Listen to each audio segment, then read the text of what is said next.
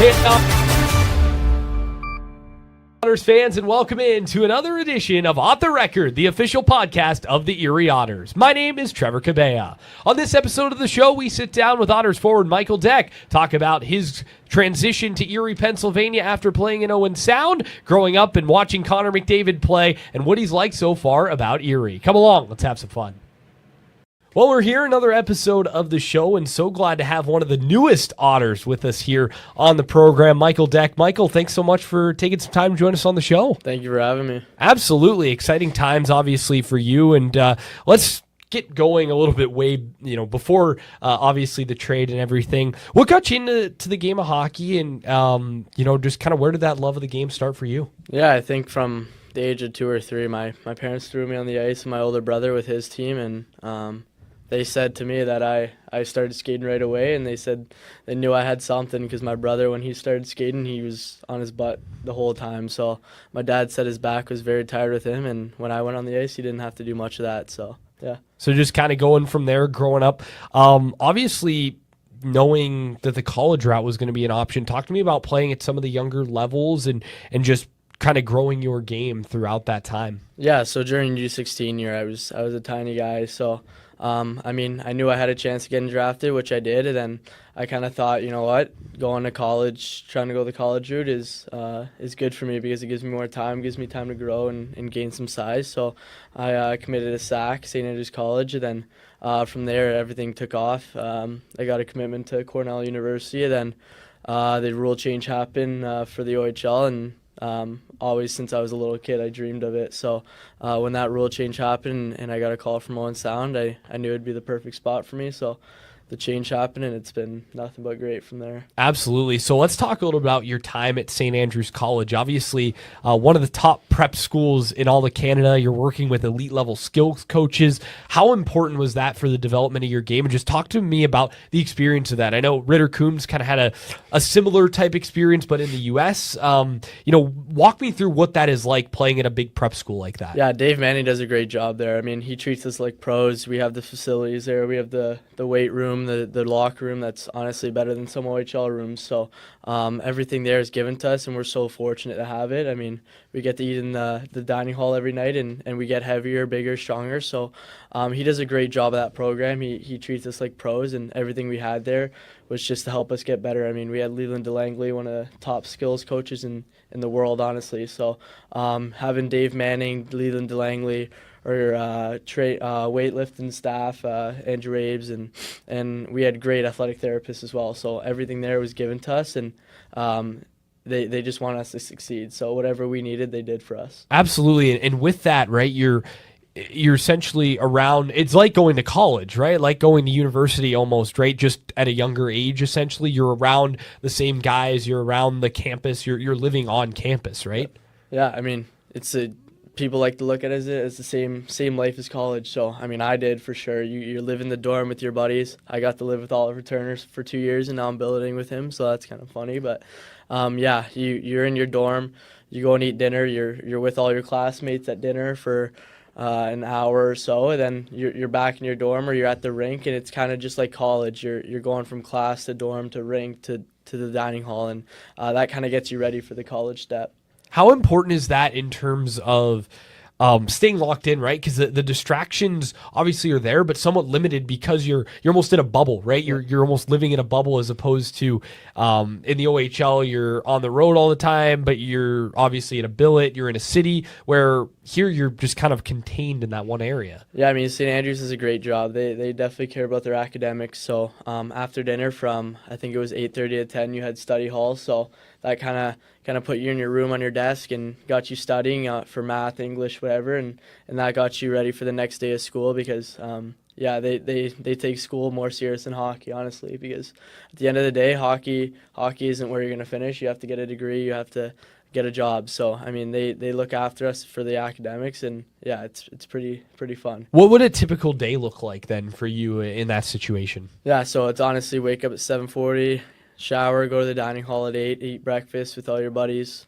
Classes start at 8:45, and then you get normally 2 periods of class for an hour 15 or so. Then you got your lunch, and then you're back in class for another 2 classes. For us, we had a spare. because we were in grade 11 or 12. And then after that, from 4 o'clock till 6 o'clock, we're basically in the rink on the ice. And then after practice, we worked out. And then you go from the rink to the dining hall, eat food, and then you get about an hour between study hall and eating. And then you do your studying, and by that time, you're pretty tired. So you're trying to get to bed and repeat that the next day. It's a full day. Yeah, it's pretty tiring, but it's tons of fun. That's a grind, right? Yeah. And obviously, on top of that, you have the travel and playing games and having to obviously succeed on the ice. What is the travel schedule like? I'm honestly quite not really super familiar with the prep school lifestyle, right? Like, what's the travel like, the game schedule, and what does that all look like, and how does that prepare you for the next level? Yeah, so we start with 10 Goj games, just kind of preseason thing. We go all around. We went to Fort Erie, we went to Ayr, I think. So a few of those teams we did pretty well. And then from there, your league starts. So the PHC, which Ritter was on Northwood for, that league kind of starts. You do your crossover games. So the teams that aren't in your division, you play them in a weekend. So it's kind of like a 3-3 like the OHL. So I'm kind of used to your banged body through those 3-3s, and you got to take care of it. So that kind of prepared me for that. And throughout the year, you're either in your league play or we're doing tournaments with other schools in Boston. So we're on 8-hour road trips, and sometimes we get home on Sunday at 3 a.m. and they don't care. You got to go to school the next day. So, I would say OHL life is a little easier, honestly. Really? But, yeah, I mean, when you're not in school, definitely. That's true. But when you're in school, the school guys still have to go to school just like you did at SAC. So, I mean, it's definitely not an easy schedule, but it's tons of fun. You're with the boys constantly, and yeah. It was fascinating talking to Ritter because he said with Northwood, you're playing 70, 80 games when it's all said and done because of all the tournaments on top of your league play. It's unbelievable. Again, that gets you ready for the next level, right? Because you're playing just that sheer amount of games. But he was talking about, 1 minute they'd be in Boston, then they'd be going to Winnipeg, and all around to play these tournaments. Yeah, we went from Boston to Shattuck. We would fly to Minnesota. So wow. We got treated pretty well. And my first year we went to Germany to play some German Wow, teams. no way. We went to Prague, so that was like a 2-week trip that we got to go on, and that was unbelievable. We got to tour around all the cities there and play some German teams. So, I mean, we were pretty lucky to have that. And yeah, honestly, it gets you ready for the junior level, the college level, because you're used to the long bus rides, the early wake-ups. So, yeah, it's a great league. What was that trip like? I mean, talk me through going to Europe and having the chance to play there. Obviously, Olympic-size ice that adds a new dimension. Obviously, for your game, though, that had to be fantastic. Yeah, I mean, for me, I love my space, so I loved going to Europe. I mean, we got to play in Prague's National Pro League there, so we got to play in those rinks, and they were stunning. So they're so much different than North American rinks. So we were pretty lucky. We got to tour around Prague. Prague's big on filming movies there, so you kind of notice all these little spots for movies, and it's kind of cool. But yeah, the team. That was a big bonding thing for us. That was early in the year, and that created us that created a big bond for our group, and that was a super special trip. And that's a life-changing trip, right? A trip that in 40, 50 years you're going to look back on like those memories, right? Yeah, first time to Europe, so it was pretty special. That's pretty cool. And to get to play, obviously, over there had to have been really awesome. And then for you, obviously, you mentioned it a little bit, but then the rule changes. Walk me through kind of your mindset there. Did you think automatically, okay, I'm going to head to the OHL, or what was that kind of process like for you? Yeah, I mean, obviously your brain's like, no matter what, you want to go to the OHL, but you also got to think in the long run what's best for you. I mean, the BCHL at that time was still a really good league, and before the rule change happened, that's where I was planning on going. So I was still talking to teams on the BC and kind of talking to them and then talking to Owen Sound, and I mean, obviously the best fit for me and my game and the level of play was Owen Sound, so it was tough to say no to all these teams in the BCHL, but in the long run, you look at the OHL and how do you turn down the best junior league in the world, so yeah. Especially for you growing up in Mississauga in the GTA and knowing just, probably around a lot of the guys that you're playing against and with now, right? Yeah, it's funny. So I billeted for 8 years for the Steelheads, so I kind of knew the lifestyle playing in the OHL, and I looked up to those guys. I had Owen Beck, who plays for the Laval Rockets now, and I got to look up to guys like that. So, I mean, yeah, I knew OHL was a dream of mine. I went to every game on Friday nights, and seeing how many fans came and watched, it was pretty inspiring. So That's pretty sick. I always like that rink too, Yeah. Mississauga. I kind of miss it, honestly. Mm-hmm. I only got to go there once, but I did enjoy the games there at what was the Paramount Fine Food Center, and it was the Hershey Center back in the few day. names. Were you around when the Otters played the Steelheads in 2017? Funny. Were you a billet there? When McDavid came in. Okay, Yeah. even beforehand. Yeah, so when McDavid came in, my brother's team had tickets, so we got to watch, and that was the fullest the rink has ever been. I mean, seats, standing room, everything was packed, and I remember him scoring a pretty crazy goal, so the rink erupted even with fans from Steelheads going crazy, so it was pretty cool. That's pretty cool. Yeah. For me, growing up here and getting to see him play 34 times a year for 3 years, I mean, it's pretty special. it doesn't get any better than to getting to watch that guy. And obviously going even further with Matthew Schaefer and what he's been able to do, and to even call some of his games has been great. But I imagine that moment, and I remember talking to Cameron Morton, who was an Otters captain years back. He was actually the first guest on the show. He's from Kingston, and he mentioned that basically the city shut down when Connor McDavid came to town, and just again that what a presence like that brings to the OHL, and obviously for you growing up in that big market and knowing what the OHL means, obviously had to influence your decision a bit. Yeah, I mean, it's pretty cool. You hear a guy like Connor McDavid's coming in your hometown, and tickets are gone in an hour. So my brother's team was lucky to get enough. I was lucky to go, and I mean, there's 0 parking spots, guys. People were parking on the streets. People were trying to get on a bus to get there. And Paramount Center has never seen that many fans. And how old were you at that time? When was that? 20? That would have been his last year was 2015. So probably 2015. So I'd be around 8 or 9. Wow. Yeah. So at that age. Oh, I was amazed. I knew of him obviously, but at that age you don't really pay attention to all that stuff, and you see him on the ice flying around. It's like holy crap, this guy's something. I remember when the team got him, the year before they'd won 10, 11 games to get that first overall pick, and everybody's like, oh, Connor McDavid, he's going to get exceptional status. I'm like, he's 15, like, how good can this kid really be? And my career day at school, I was like, oh, I want to be a hockey player. And they sent Connor Brown, who's obviously in the NHL now. And I asked him, like, how's this Connor McDavid? Like, everybody's talking about him. And he's like, he's really good. And then obviously he comes out and does what he does in the OHL. So Connor Brown was spot on. I'm bummed I didn't get to keep that connection because obviously he's in the NHL now, but had a really solid, productive NHL career. But Connor McDavid, he was really fun to watch, and obviously, especially in the big market too, right? Like the whole city of Toronto and everybody. Wow, he's coming to the big market. Right? The Steelheads struggle with getting fans in that big market because you have the Leafs, the Raptors, all those teams. So when McDavid comes into town and that arena fills, it's somebody special. So absolutely. So again, you have the opportunity to move to the OHL. Owen Sound comes calling, and again, you mentioned fitting the play style, which is a unique one because you think of the Owen Sound attack, you think of a lot of big bodies playing at the Bayshore, small rink, but you mentioned space being an element of your game. What was that fit like at Owen Sound? Yeah, I mean, I fit really well in there last year. They had a lot of big bodies, so I mean, my IQ and my smarts kind of fit well with those big bodies. They rough things up, and I got to pick up the puck and kind of go and do my thing, and they found themselves getting in the net, and all I had to do was put on their stick. So the first couple of games there were coming really well for me.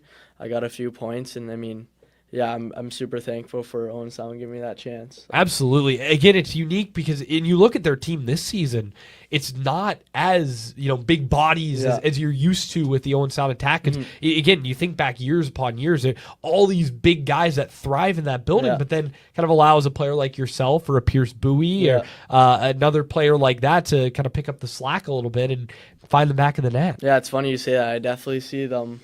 I didn't really think about it that way, but they're definitely trying to get size now. So I wouldn't be surprised if they look like a vintage Owen Sound team. From even like some of the skill guys, like a Colby Barlow a couple years back, like big. He's huge, right? And a rocket of a wrist shot. So again, fascinating on how you build a team based on the rink and the style that you want to play there. Yeah, they renovated their boards and ice, so I mean it's not as painful. I was going to say, what was it like getting hit into the Bayshore? Yeah, boards? last year it definitely hurt a lot. The boards were wood, the glass was pure glass, so it didn't feel well. They didn't really move with your body like they do here. So I mean, it was a lot painful last year when those new boards came in. I think Yeah. a lot of teams were excited about that, to hear that was happening. So Were you able to capitalize on the Bayshore bounce at all before they got rid of it? I did once, yeah, and they tried to keep the Bayshore bounce with the new boards.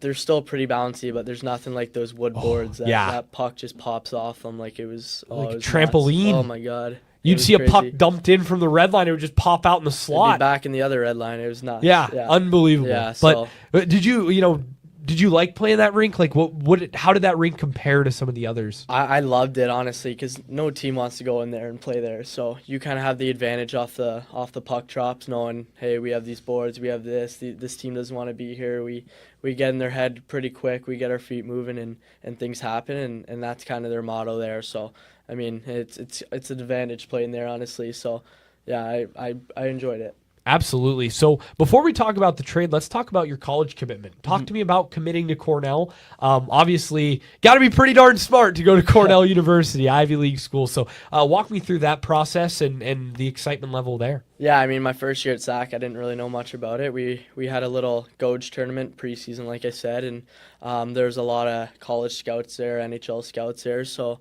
I knew I had to play well and see what could happen. So after a few games, I started talking to a few teams. I had a pretty solid tournament. So Cornell talked to me after a game, and it was just like, let's keep in touch, see where things go. And I guess I got better, so they kept in touch with me. And then you kind of got to weigh out the other schools that you have and see what's the best fit for you. And I mean, Cornell's, when I went there and saw the campus, it was beautiful. Like, oh, it's stunning. So I knew it was the right choice for me. The history of the team, the rink, the history of all that, and just the atmosphere of the fans. I've never seen fans like that before. So I knew it was a spot, and when I got the commit there, I was pretty excited. So yeah, pretty cool spot up there in Ithaca. Mm-hmm. I have a connection. My grandfather actually worked there for a long time, lived his whole life there. So pretty cool. I had the chance to walk around campus. It's beautiful. Yeah. Really cool spot. Yeah, so I got to go to a Cornell-Harvard game on my visit. Oh, wow, nice. So that's like one of the biggest rivalries in college. And a funny thing Cornell does is they throw fish on the ice. So there's about 300 to 400 fish trying to throw it at the Harvard players, and it smells terrible in there, but it's pretty insane. That's unbelievable. Yeah. That's pretty wicked. So again, what's the excitement level for you of knowing that that's on the horizon? Yeah, I mean, you commit to school because you're excited to go there, and as soon as you can get there, you want to get there. So obviously I'm really excited, and yeah, the academics aren't going to be easy, but that comes with it. I did the same at SAC, and I'm not the brightest human, but I work hard, and I get my work done. So I'm super excited to kind of be able to weigh out the school and the hockey and see where things take me. Yeah, let's talk again a little bit about the academic side of things. Yeah. I know that was a grind, and obviously is a grind at SAC, and now again going to a high-level Ivy League college. What does that part play? And obviously, when it's all said and done, a degree from Cornell University, that's going to get you a long way. Yeah, I mean, my family and I looked at it, and you go to a great hockey school, and obviously you want hockey to be your end of your career. So that was a big goal of mine. And then you also look at Cornell and you go, holy crap, like this education's incredible. If hockey doesn't work out, you got your plan B, and having a Cornell degree is pretty special. So both of them, the hockey and the school, is unbelievable. So absolutely. So let's talk trade a little bit. This is a great story. I've heard it a couple of times. Mm-hmm. You get the call and know you're going to Erie. Walk me through it. Yeah, so I was actually getting treatment on a table at Owen Sound, and my assistant coach came in and said, "Your agent's trying to call you. You got to go call him." And first thing comes to your mind, obviously, is am I getting dished? And obviously, I heard the news, and I got on the phone with Brown and my agent, and he just said, "Yeah, we're super excited to have you." And I was still in shock at that point. Talked to him for a bit, and then I called my dad. And I was like, "Dad, I'm getting traded," and obviously that was a bit of a shock to my parents. I mean, we got used to Owen Sound. It was my second home, so it was tough to hear. But I mean, I love this place. It's been unreal the first 2-3 weeks here, and I'm super grateful for the opportunity I've been given, and hopefully we can run with it. Absolutely, and I can imagine, especially the mind of a 17, 18-year-old, right, knowing that you're going to go from Owen Sound 6 hours north, right on the bay, to a city, more of a city, right in Erie, like we were talking about off air, and moving to a new country. What is that like, and that transition at your age? Yeah, I mean, obviously it wasn't easy. I wasn't expecting to get traded. I mean, you look at it as, hey, is this trade going to be good for me or is it not going to be good for me? And I talked to my agent and he knew it was going to be good for me. And all you got to come in with is a positive attitude and say, hey, I'm going to work my butt off. I'm going to try to earn my spot and see where things take me. And that's been working. So, I mean, it's tough coming from kind of like a spot up north with not much there. Then you come to a city like Erie and you have movies, everything to do here. So I've had a lot of fun. I mean, you come out of the rink and you get to go hang out with the boys anywhere. So it's pretty special to be here, and yeah, I'm super grateful. What have you liked about working with Keenan Reynolds, with Chris Millette, and the Otters coaching staff so far in your short time here? Yeah, I mean, they have tons of experience. I mean, talking to Keenan, he knows what he's talking about. He looks at the offensive side. He loves looking at your positives, and he also looks at your negatives. So, I mean, he's taught me a lot so far. I've had a few video sessions with him in the past few weeks, and it's been really good for me. And the other two, I mean, they're one of the best. I mean, we have meetings with them. They do their job, and they just want you to exceed. So they want you to get to the next step, which either is college hockey or pro, and they're just looking out for you in the end. Absolutely, and obviously a former Owen Sound attack legend in Keenan Reynolds as well, so he gets it. Yeah. And a guy who's traded in his career. So how does that, has that been something you guys have talked about and kind of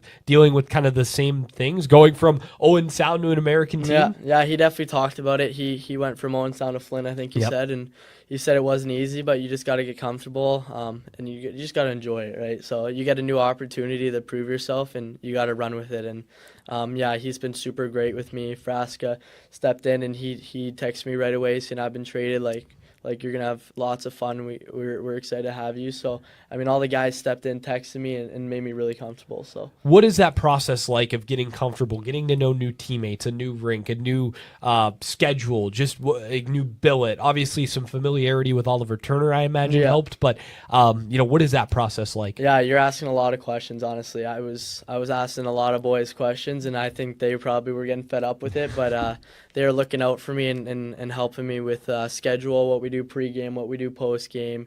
So I met them in Barrie at the hotel, and we went out to dinner, and I talked to all of them, and they kind of threw me through the schedule and kind of said how our days go and all that, and they made it super easy for me. So I'm, again, super grateful for the guys. So you jump on the ice, first game in Barrie and the second game in Owen Sound. What was that first weekend like? Yeah, I mean, two great teams, so it wasn't easy, but I mean, coming back to Owen Sound, that was a little weird, going in the opposition room and being on the other side of the red line for warm-ups in the game, and seeing a bunch of smiles looking at you from the other side of the ice. But I mean, you go into that rink and you want to beat them. You got traded, so you look at it as they didn't want you, and this team wants you. So I looked at it as, I'm going to put my all out here and try to win a game and see what we can do. But yeah, it was definitely weird. Had you ever had an experience like that, playing against a former team ever?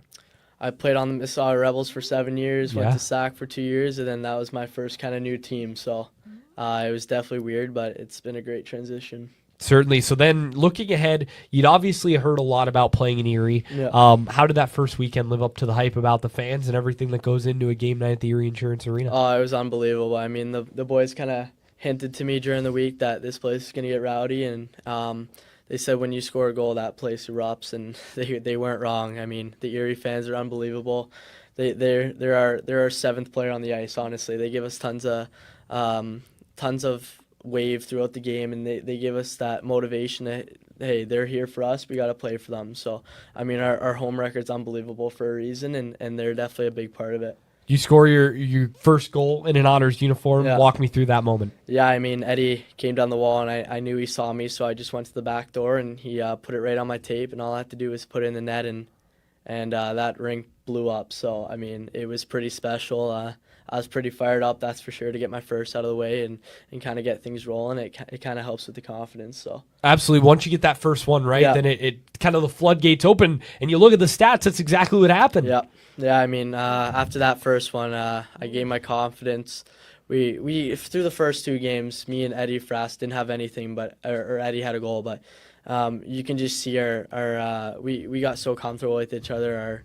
we were seeing each other through the ice, through players, and we have a pretty good connection. So we knew going into the weekend with Ottawa and Ice Dogs, we're gonna do some damage, and we did that. So I mean, it definitely felt good to get a win on Saturday in front of the fans, and it felt good to get our line going. So absolutely. And again, you walk me through that connection with that line, because you guys, again, you look at the stats, it is pretty impressive what you three have done, especially since your addition to the club. Yeah, I mean, they're two special players. I mean, everything's pretty easy with them. You just got to find open ice, and they find you. And I look at it as the same way. They find open ice, I'll find them. And I think we just work well together because we're all smart hockey players. We have the nick to get to the net and do the dirty things, but we also have that skill, and we can make plays. So, I mean, we work so well together, so it's exciting. Absolutely. It's been a joy to watch, Yeah. obviously, from the outside perspective that I have. It's been thrilling to watch you guys play together and make things happen. And obviously, the next thing is the power play. Obviously,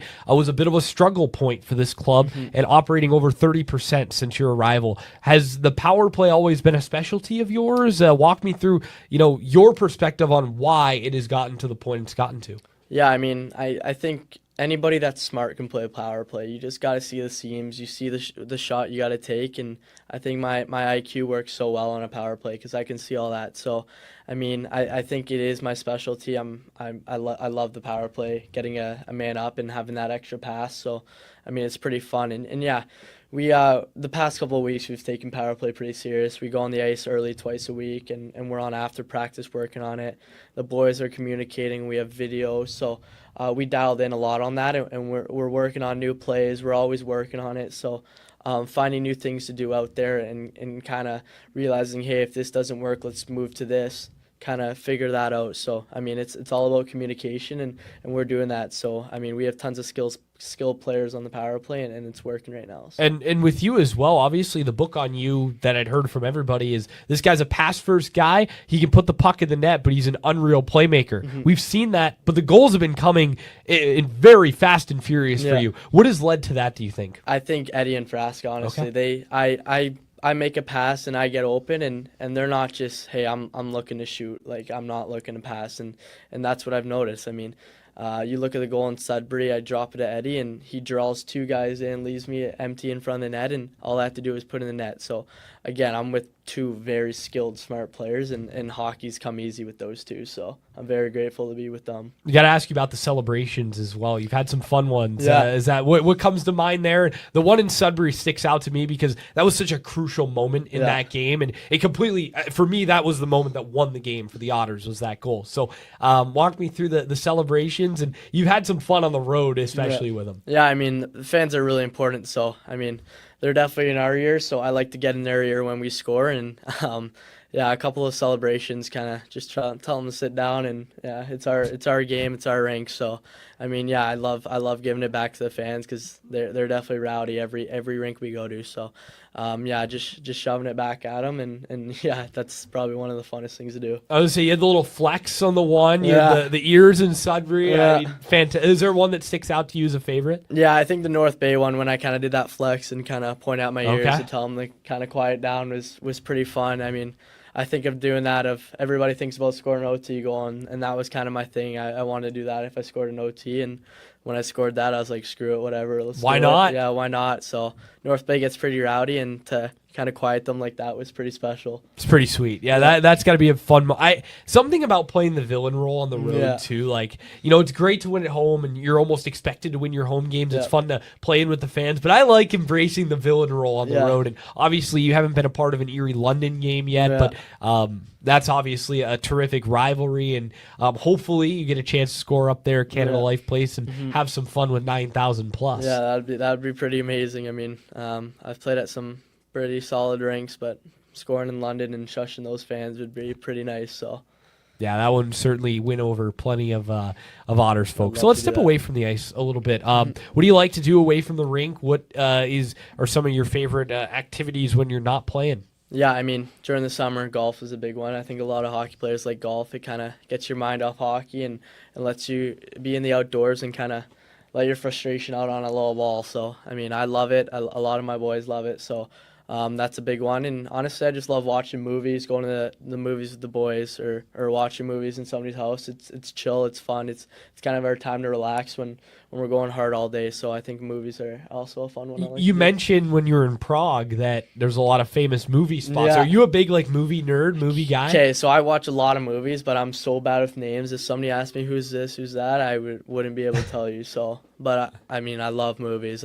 With my billet mom Beth, we always talk about movies. So, yeah, it's a fun time. Absolutely. So is there a favorite franchise, favorite movie for you? I'm big on Marvel. That's Marvel, for sure. okay. Yeah. Me and Turner just watched one of the new Marvel movies. I already forgot what it's called, but yeah, that was a good one. Absolutely. Yeah, that's a lot of fun. Yeah.